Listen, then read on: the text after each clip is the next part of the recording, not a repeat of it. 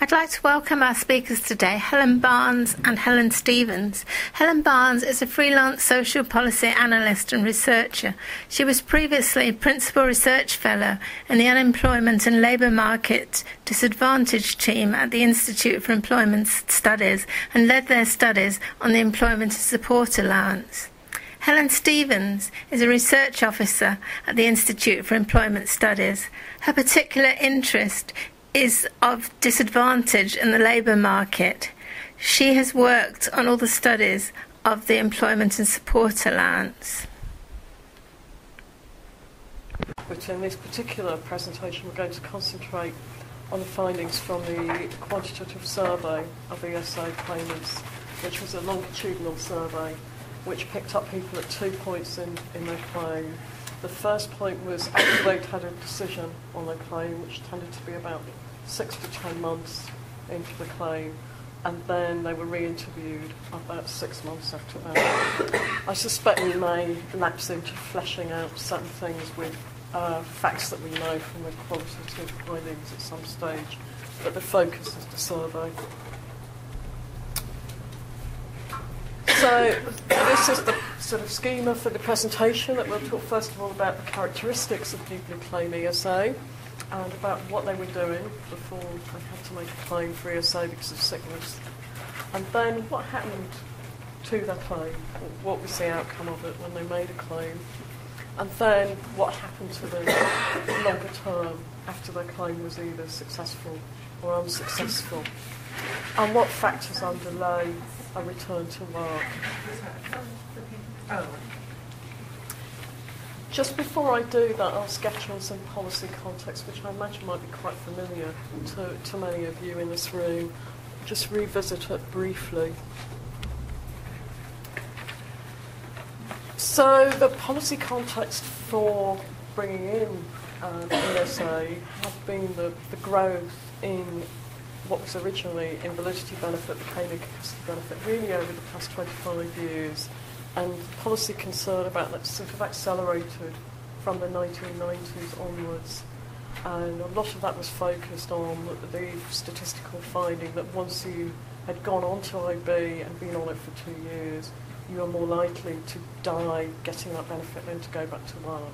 And that kind of became the sort of headline driver for policy concern in that area. And I think an important contextual factor at the time that ESA was introduced and the context in which it was designed was that there was a buoyant labour market in which even people who traditionally had struggled to get work were managing to re-enter the labour market. It was very much a policy that was designed for that context. And the precursor to it was the Pathways to Work policy.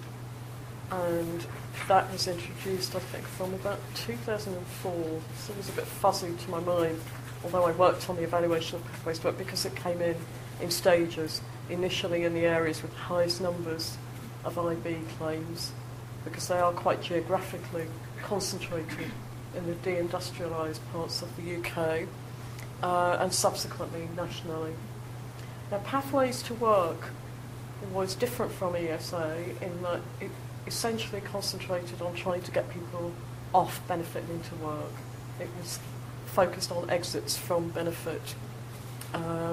Initially appeared to have some success, according to the evaluation. It was always stronger at getting people off benefit than it was at getting people back into work. The rate of people getting into work was about half the rate of people coming off benefits. So quite a lot of people leaving the benefit to other destinations than work. But its sort of effectiveness weakened as it rolled out nationally, and there's always a number of reasons why that happens. Sometimes it's to do with the training and motivation of the people delivering it, and it can be other factors as policy sort of gets diluted. And in fact, the National Audit Office sort of summary consideration of Pathways to Work concluded its overall impact had been minimal. So again, that's part of the let's take a new look at this area. So ESA very much aimed to tackle the front end. It was reducing the gateway onto benefit, stopping people getting onto benefit and stopping people staying on it long term. the focus on exit from benefit was still there in the requirement that people engage in work-related activity and look for work, but very much the focus has moved to the front end and reducing the gateway onto claiming benefit.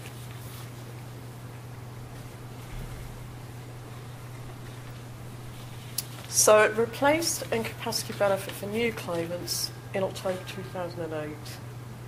And that's important to say that all of our findings today are about that new claimant group. Although the policy has subsequently started being rolled out to existing people on IB, these findings don't speak to that group. Some of them may be similar, but actually the characteristics and the outcomes for people who've been on IB for longer are likely to be different. It's worth bearing in mind. And as probably most of you know, there's a filtering process whereby people claim ESA, they get benefit for a 14-week period, during which time they are required to have a medical, which may be a paper assessment or may be a face-to-face medical, known as the work capability assessment. And following that, they are put into one of three groups. The support group, which is people with the most severe health conditions or disability, who are not expected to look for work or engage in work-related activity. The work-related activity group, they're the focus of the policy. This is the group that's recognised as having a health problem, but also expected to be engaging with labour market activity. And the fit for work group, who fail to meet the threshold for getting ESA and have to claim either benefit or go back to work. So a little about the survey that we'll be talking about. The survey was designed by IES, DWP and Ipsos Mori in consultation, carried out by Ipsos Mori. It was a representative survey of ESA claimants, and what I mean by that is it was representative in terms of the size of the claim groups. That we'll go on to talk about claim groups, but those three claim groups that I just talked about, the Fit for Work group, Work-Related Activity and Support group, the survey needed to make sure that all of those were represented. And because the support group turned out to be quite small, it needed to oversample. So it was a stratified sample. There's a lot of technical information on it if you're interested in that side of it, but I don't have time to go in there, but into here. But it was representative of the claim groups and sought to ensure there was enough to do sub-analysis on all of them. And the first wave of it took place in December 2009, February 10, and it was 3,650 people face-to-face. And the second wave was a telephone survey with a smaller sample of 1,842 respondents. And the adjusted response rate, once we got rid of addresses that couldn't be used and people couldn't be traced, was 62% for the first wave and 70% for the second. The other thing we did in the survey was ask people if we could link to their DWP claim data. And that turned out to be very important because people weren't clear which claim group they were in, they weren't clear which benefit they were on, and all sorts of quite key information for the outcomes. Luckily, about 90% of people agreed to have their data linked, and so we were able to match it to their benefit claims and benefit outcomes. So I'll hand over to Helen now to talk about some of the findings.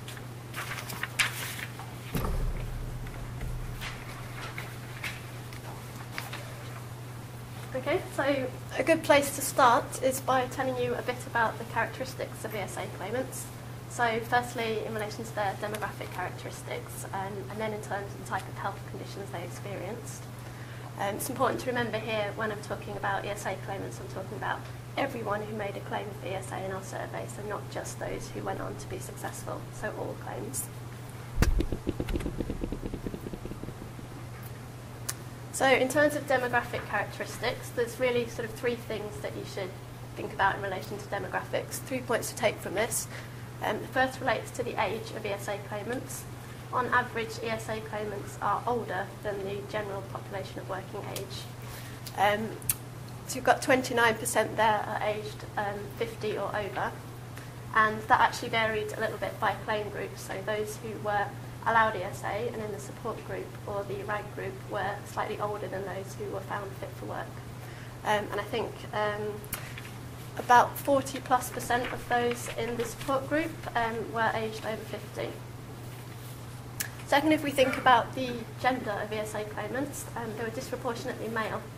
So almost 2/3 are men compared to a roughly even split in the general population. And then the last point really to take from this is that there was strong evidence of disadvantage in the ESA claimant population. So they were more likely to live in social housing, more likely to be a lone parent. Over a third had no qualifications compared to about 11% in the population as a whole. And more than 1 in 5 were in a group recognised as disadvantaged. And by that I mean people with secondary mental health conditions, people with a criminal record, or people with learning disabilities.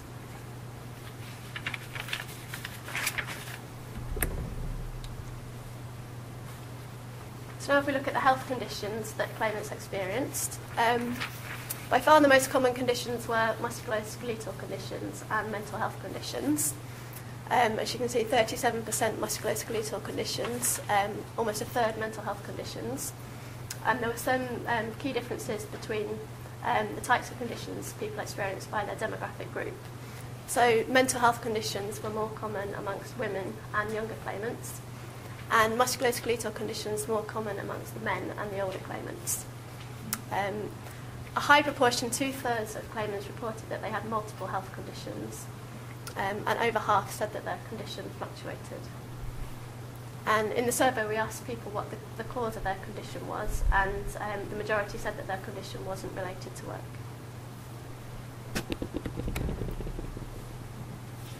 So now it would be interesting to tell you what ESA claimants were doing before they made their claim for ESA. So we asked what their employment status was immediately before they made their claim. You can see, big red box here, half of ESA claimants were in work before they made their claim. So that includes the yellow bar, which is those who were off sick from work but had a job.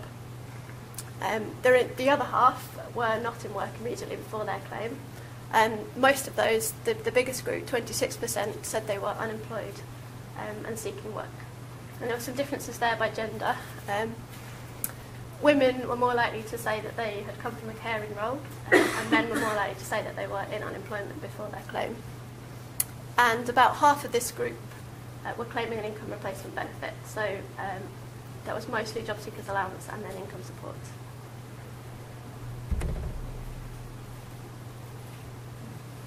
And now this graph shows the longer term employment history of ESA claimants, and not just what they were doing immediately before their claim, but what they've been doing most of their working life since they left school.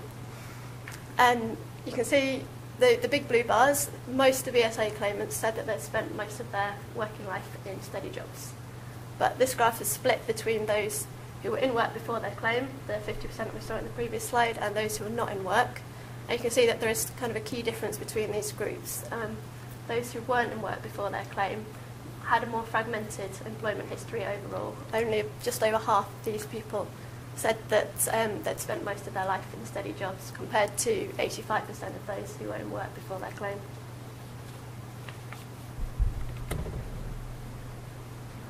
So we did a bit of analysis to find out who was more and less likely to be in work before their claim, and we did find some differences. Those who were not in work before their claim were more likely to be younger, and they had a more disadvantaged profile overall. So they were more likely to be in one of those disadvantaged groups that I mentioned earlier, so secondary mental health problems, ex-offenders and people with learning disabilities. They were more lone parents in this group, and they were more likely to have a mental health problem, whereas the other group were more likely to say that they had a physical health problem.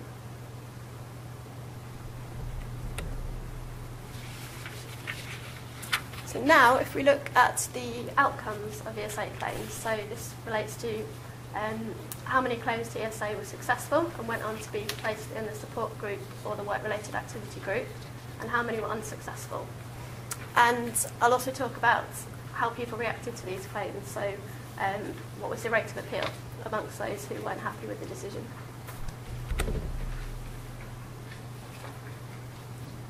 So you can see top kind of quarter, only 25%, about 24%, about a quarter of all claims to ESA are actually successful. Only 7% of those go on to be placed in the support group. That's the group that have no mandatory work-focused activity. And the rest are placed in the RAG group, which have to attend compulsory work-focused interviews with advisors to help prepare to return to work. Sorry to interrupt. The percentage figures within the survey are on the 24%. Yes, yeah. So those two add up to the 24%, and this is the unsuccessful claims that go into the 75%. And these are official DWP statistics. This isn't from our survey.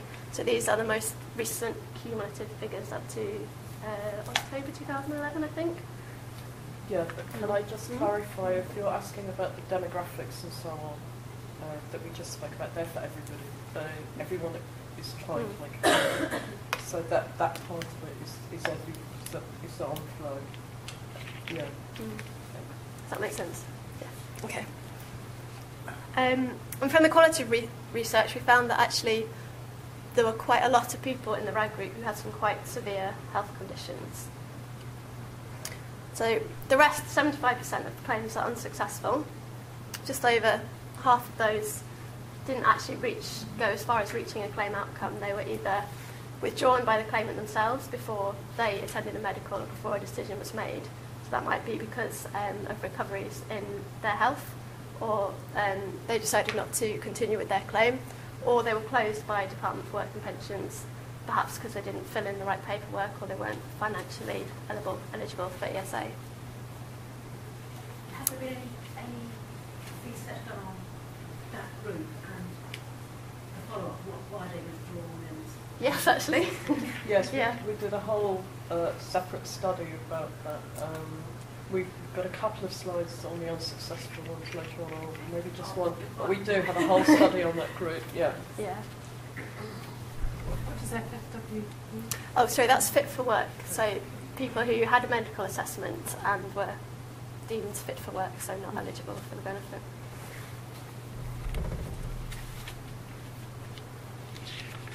So overall, 41%, this is back to the survey results now, 41% of people in our survey appealed the outcome of their claim. The graph shows characteristics associated with appealing. So you can see that the Fit for Work group, as you might expect, had the highest rate of appeal, those who weren't eligible for the benefit at all. And the RAG group, 12% appealed, presumably because they wanted to be placed in the support group. The people in the RAG group who were most likely to appeal and be dissatisfied with their condition had kind of progressive and deteriorating conditions, or also those who had less severe conditions but had multiple barriers to work. So perhaps they were older and closer to retirement age, or hadn't spent a long time, hadn't had much work experience or much work history. Middle bars, you can see that those who'd claimed sickness benefit previously were more likely to appeal than those for who this was their first claim to ESA. But there wasn't any real difference between the type of health conditions, so physical health conditions and mental health conditions. And as you might expect, the reasons people gave for appealing were that they were just unhappy with the outcome of their decision, the outcome of their claim, or they thought that the medical had been not being carried out properly or was unfair, or that they just felt that they were too unwell to be able to work. Yeah? Just point of clarification, Yeah. does that mean that 60% of people who are found fit for work appealed against the decision? Yeah.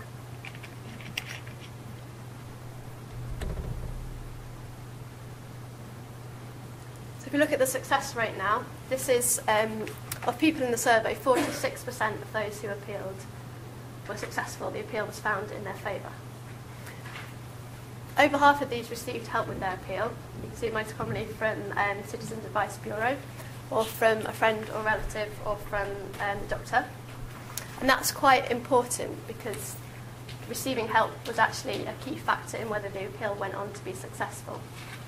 So of people that did receive help, 70% won their claim, won their appeal, and only 40% of people who didn't receive help went on to win their appeal.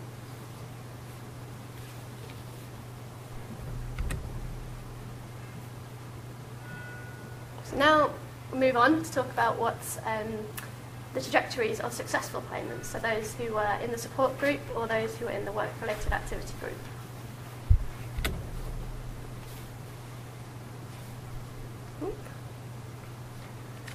So this is findings from the second survey, which was 12 to 16 months, 12 to 16 months after their initial claim.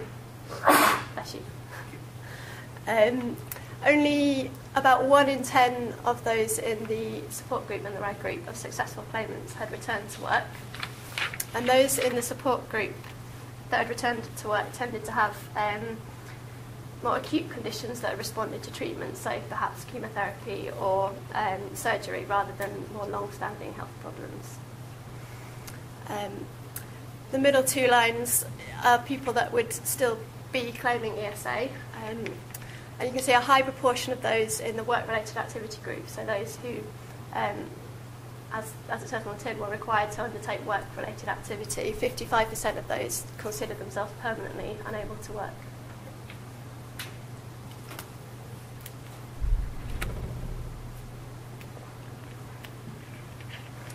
So, talking about this work-focused activity, this is, as I just said, it's a requirement of the RAG group that you undertake interviews with employment advisors to help you prepare to return to work. At the time of the survey, it was 6 interviews that this group was required to take. A high proportion, 70%, said that they actually found them helpful in thinking about returning to work. And that was more common for those who were slightly closer to the labour market, so perhaps had some less severe conditions, or were a bit more ready to work. And they found them helpful in maintaining an attachment to the labour market, or helping to think about alternative occupations so they couldn't return to their original occupation. But as I mentioned earlier, quite a few people in the RAG had some quite significant health problems. Perhaps they just had major surgery, or suffering from still kind of substance abuse problems, severe mental health problems, or deteriorating conditions like multiple sclerosis. And for those customers who consider themselves, possibly those group that consider themselves permanently or longer term unavailable for work, or who also had multiple barriers to work, they could, in describing these as interviews, as sort of just going through the motions really. And that was also found, the employment advisor said that themselves, that with this group of customers who are quite unwell, some of these interviews were just going through the motions.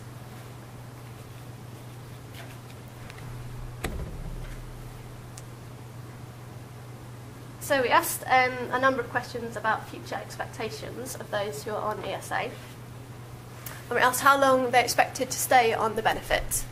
So there's quite a high degree of uncertainty here. Just under half said that they didn't know when they would leave ESA. And about a quarter said that they expected to be on ESA indefinitely. There were some differences between the groups here. The support group were much more likely to consider that they were on ESA indefinitely than those who were in the RAG group.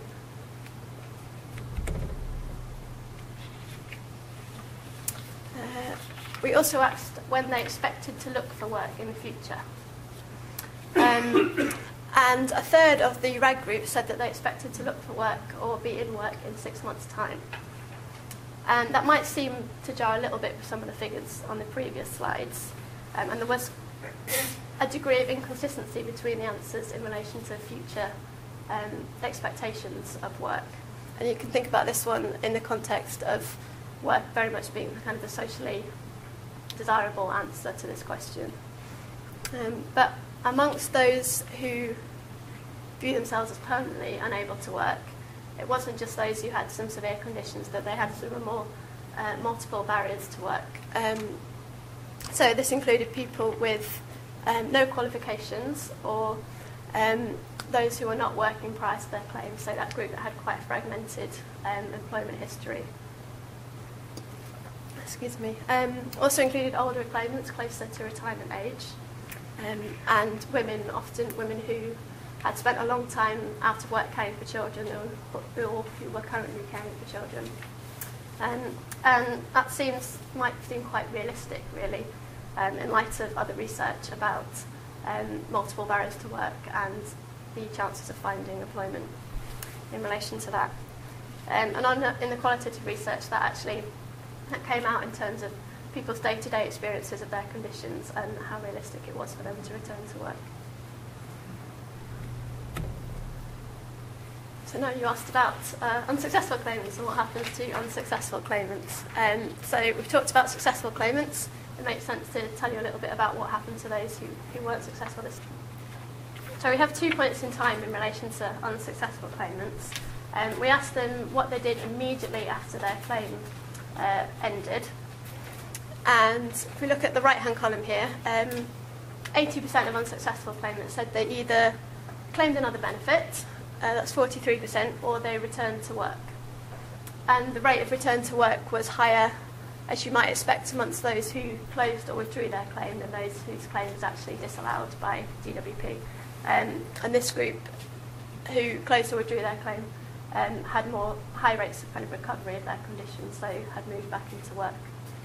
But that leaves 20% of claimants in this kind of other unknown category who don't know what they did.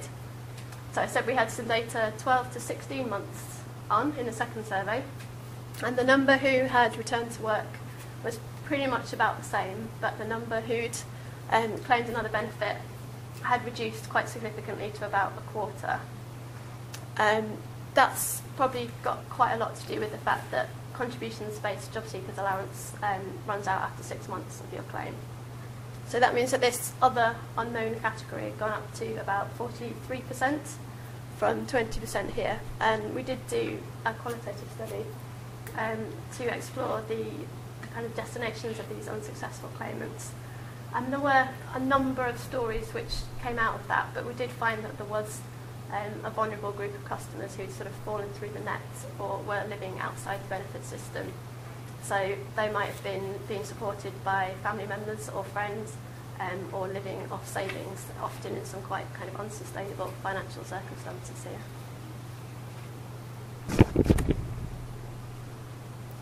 And then lastly then, that leads me to talk about the drivers of returning to work, what factors were influencing people going back into work. And this is in relation to, again, all ESA claimants now, so we're not talking about the successful and unsuccessful group, but all people who made a claim to ESA. So overall, 31% were back in work 12 to 16 months after their claim. And there really were only 2 key factors that influenced that: improvements in health and the availability of work or their connection to the labour market. So if we firstly look at health, as you might, not unsurprisingly, an improvement in health was a key factor in returning to work. But big green circle, only 1 in 4 of all ESA claimants, 12 to 16 months on, said that their health had actually improved. And they were equally as likely to say that it was getting worse than it was improving. And about a third of claimants said that it was staying the same. But these kind of improvements to health was quite strongly related to age. So the younger claimants were more likely to say that their health had improved, and the older claimants were more likely to say that it was deteriorating. And when you look and ask about their future expectations of health, the younger and middle-aged groups didn't really expect that their health would deteriorate as much as those in the older groups, as you might expect. And lastly then, the connection to the labour market. If we think about the 2 groups who were in work before their claim and those who were not in work before their claim, there were some big differences. Those who were in work before their claim were about twice as likely as those who were not in work to go straight back into employment. And most of those either returned to the same job or to a similar job. of those who weren't in work before their claim, they were more likely to go on to job seekers allowance. The youngest age group, so those in the 16 to 24 age group, were more likely to be unemployed and claiming job seekers allowance 12 to 16 months on.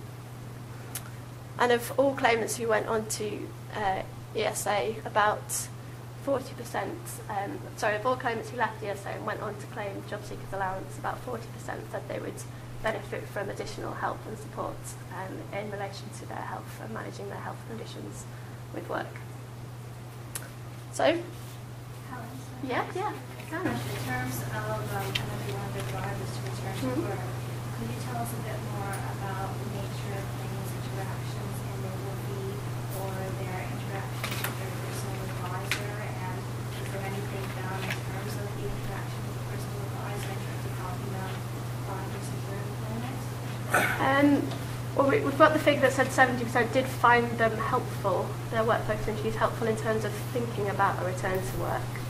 So that would suggest that that does play a part for some claimants. But you don't know and haven't researched what it was about those.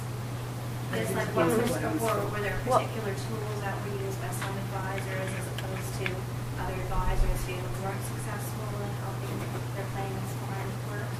It's difficult to say anything in a quantitative sense about that, because if you think about the earlier figure that only 10% of those in the work-related activity group went into work. And at the time we did the survey, the system was different from where it is now. At the time we did the survey, everybody got their work-focused interviews ahead of the medical. And now you have the medical first and you go into the correct group and then you get your work-focused interviews. So we're talking about a slightly different system. So we did qualitative research on it, and people said things about what they found helpful, but none of them had come back into work at that stage. So we can't make the link with things that they found helpful in the WIFIs with work outcomes, unfortunately. Was it recorded the number of people who, for example, participated in condition management programs or New Deal? Very few reported any contact with condition management or New Deal for disabled people. We did ask them about it, and in theory they could be, because pathways are still available at this period, but those things were not reported. Now, whether it's because people hadn't taken part in them or whether it's because of poor recall, again, is not clear. One of the slight problems we have with the survey, because of the delays in getting a decision, and in fact we needed to know what claim group they were in, we weren't able to sample them very close to when their WIFIs had happened, which was a slight problem for recall for some people. In the qualitative research, we were able to sample them close to interventions because we were able to get sample data from the interventions. But again, condition management hardly seems to come into it. No, statistically. Statistically, yeah. The amount of being inevitably small would very well be significant for individuals. Yes, exactly. And I have done research on condition management in pathways, and seen that. I did one study when I was at PSI on condition management, and they've done another one, so it's probably worth looking at those. It might be more useful. One thing you haven't mentioned is the geographical distribution of your sample. Would it be too small to consider the geographical? We covered the UK, the whole of the UK, but the way that our sample was stratified and the numbers in any one area mean it's not really possible to do the type of geographic analysis that have been done with administrative data. I don't think we'd have large enough groups to do it very meaningful. Can you ask about whether or not the linking rules were driving for those people who did make this? The linking rules for benefits. Rules that would allow you to reclaim benefits on the same terms as before if you're in a protected group or trading beneficiary. That would kind of be an encouragement to moving to it, isn't it? If you can't hack it and get back onto the same benefits without serving waiting periods or that sort of thing on the same terms as I did before. Particularly relevant considering it has been abolished next week. Yes. That question wasn't in the survey. I know from a lot of research in the field that it is important. It wasn't as significant as you might imagine for these people because they were either going back to their own job or something very like their own job, or they haven't had the job offers. But we didn't really ask about that in the survey. But agreed. Yeah, we've got another slide just kind of pulling out some policy implications. I mean, the first headline figure, I think everyone in the country now knows, apart from people who sort of imagine that if you're found fit for work, you're fit for work. There still seem to be quite a lot of misconceptions about what it means to be found fit for work. It's a very, very high threshold for eligibility, and I don't think that message has hit home to people who work outside this policy area. And as that rolls out to existing IB claimants, perhaps we'll hear more about them. But among the groups affected and the lobby groups that represent them, there's an awareness of that. But I'm not sure that the public awareness of just how high that threshold to qualify for benefit is so high. And we've seen that it's still bedding down, certainly for this cohort, that we surveyed, the very high appeal rate and the high success rate at appeals shows that even though it's a high threshold, it's also being administered in quite a narrow way.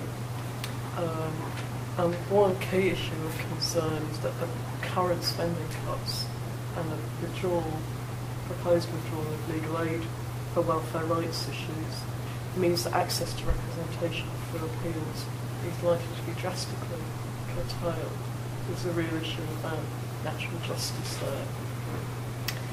And another key theme is this sort of churn between job seekers allowance, ESA, back to job seekers allowance, which is often negatively interpreted as some kind of opportunism on the part of the claimants.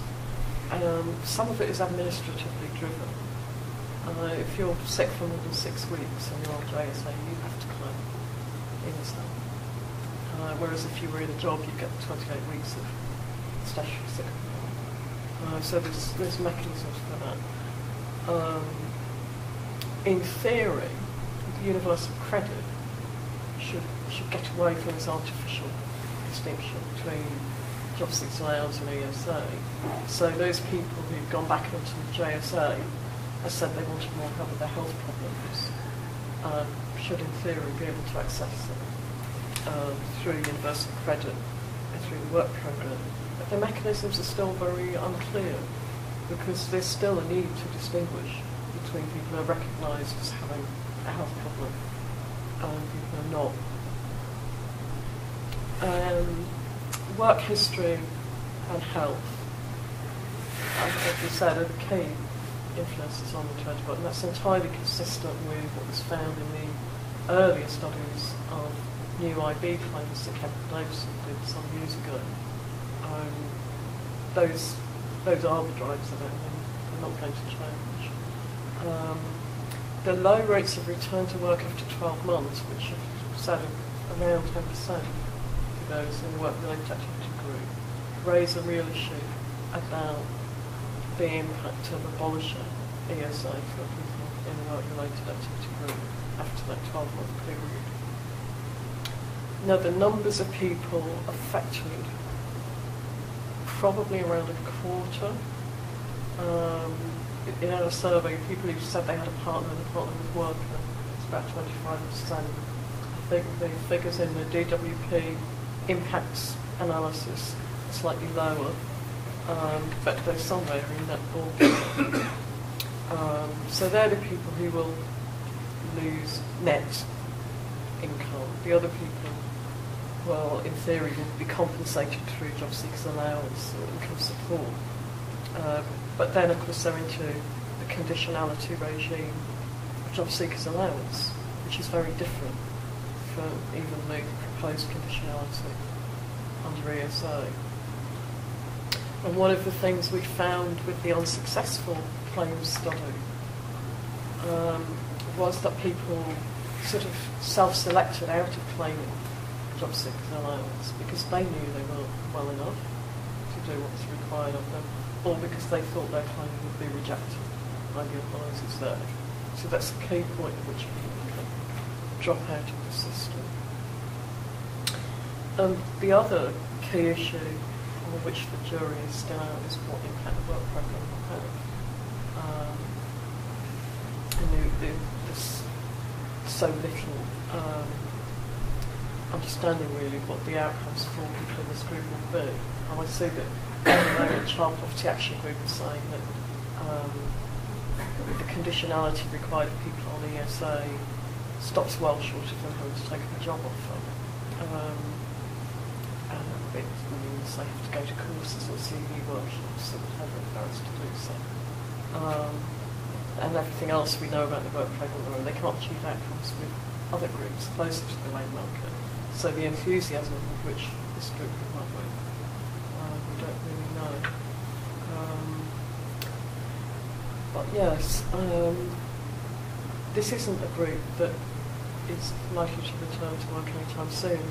And as you've flagged up, actually abolishing benefit sort of removes incentives rather than adds to in terms of making it. Is it your intention to start monitoring and tracking those who currently are on contributory ESA, and then say, in April of this year, we'll be coming off contributory ESA onto income-related ESA, and to monitor if there is a difference in terms of the quality of life as a main discussion? An interesting proposal if anyone is interested in funding it.